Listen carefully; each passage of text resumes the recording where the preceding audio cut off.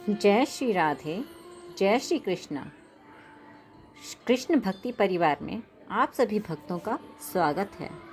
भक्तों, जैसा कि आपको पता है, आजकल पितृपक्ष यानी श्राद्ध चल रहे हैं, जिसे सभी हिंदू धर्म में बड़ी श्रद्धा से अपने पितृगण को मनाने के लिए उन्हें पिंडदान, तर्पण, श्राद्ध, अन्नदान कर रहे हैं। क्या आप जानते हैं यह पिंडदान, श्राद्ध श्री कृष्ण श्री राम के युग में भी हुआ करता था। यह कथा है श्री राम के युग की, जब दशरथ जी ने माता सीता से पिंडदान लिए थे। उस समय भी यही पितृपक्ष चला था।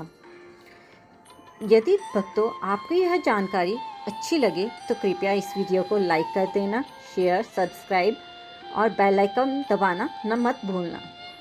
यह कथा है वाल्मीकि रामायण की, जिसमें माता सीता द्वारा पिंडदान देकर राजा दशरथ की आत्मा को मोक्ष मिला। वनवास के दौरान भगवान राम, लक्ष्मण, माता सीता पितृपक्ष के वक्त श्राद्ध करने के लिए गया धाम पहुँचे। वहाँ ब्राह्मण द्वारा बताए गए श्राद्ध कर्म के लिए आवश्यक सामग्री जुटाने हेतु श्री राम और लक्ष्मण नगर की ओर चल दिए। ब्राह्मण देव ने माता सीता को आग्रह किया कि पिंडदान का कुतब समय निकलता जा रहा है। यह सुनकर सीता जी की व्याग्रता भी बढ़ती जा रही थी, क्योंकि श्री राम और लक्ष्मण तो अभी लौटे ही नहीं थे। इसी उपरांत दशरथ जी की आत्मा ने भी उन्हें आभास कराया कि बेटी, पिंडदान का वक्त बीता जा रहा है। यह जानकर माता सीता जी असमंजस में पड़ गईं। तब माता सीता ने समय के महत्व को समझते हुए निर्णय लिया कि वह स्वयं अपने ससुर राजा दशरथ जी का पिंडदान करेंगी। उन्होंने फल्गु नदी के साथ वहां उपस्थित वटवृक्ष, कौआ, तुलसी, ब्राह्मण और गाय को साक्षी मानकर स्वर्गीय राजा दशरथ जी का पिंडदान पूरे विधि विधान के साथ किया। इस क्रिया के उपरांत जैसे ही उन्होंने हाथ जोड़कर प्रार्थना की, तो राजा दशरथ जी ने भी माता सीता का पिंडदान स्वीकार कर लिया। माता सीता इस बात से बड़ी प्रफुल्लित हुई कि उनकी पूजा दशरथ जी ने स्वीकार कर ली है, पर वह यह भी जानती थी कि प्रभु राम इस बात को नहीं मानेंगे, क्योंकि पिंडदान तो पुत्र के बिना हो ही नहीं सकता है। थोड़ी देर बाद भगवान राम और लक्ष्मण सामग्री लेकर आए और पिंडदान के विषय में पूछा।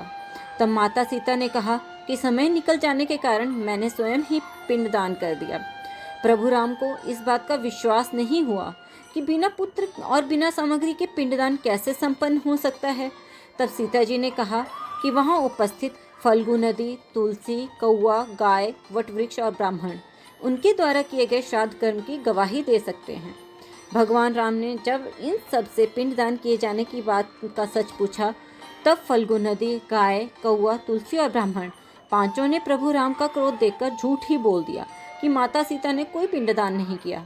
सिर्फ वटवृक्ष ने सत्य कहा कि माता सीता ने हम सबको साक्षी रखकर विधिपूर्वक राजा दशरथ जी का पिंडदान किया।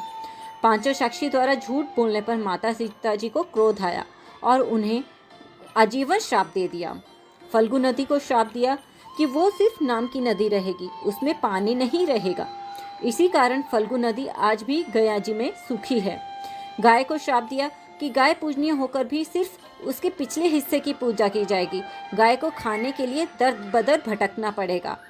आज भी हिंदू धर्म में गाय के सिर्फ पिछले हिस्से की पूजा की जाती है। माता सीता ने ब्राह्मण को कभी संतुष्ट न होने और कितना भी मिले उसकी दरिद्रता हमेशा बनी रहेगी श्राप दिया। इसी कारण ब्राह्मण कभी दान दक्षिणा के बाद भी संतुष्ट नहीं होते हैं। सीता जी ने तुलसी को श्राप दिया कि वह कभी भी गया की मिट्टी में नहीं उगेंगी। आज तक यह सत्य है कि गया की मिट्टी में तुलसी कभी नहीं फलती। और कौए को हमेशा लड़ झगड़ कर खाने का श्राप दिया था। अतः कौआ आज भी खाना अकेले नहीं खाता है। सीता माता द्वारा दिए गए इन श्रापों का प्रभाव आज भी इन पांचों में देखा जा सकता है। जहां इन पांचों को श्राप मिला, वहीं सच बोलने पर सीता जी ने वटवृक्ष को आशीर्वाद दिया कि उसे लंबी आयु प्राप्त होगी और वह दूसरों को छाया भी प्रदान करेगा, तथा पतिव्रता स्त्री उनका स्मरण करके अपने पति की दीर्घायु की कामना करेगी। जय सिया राम, जय राधे श्याम।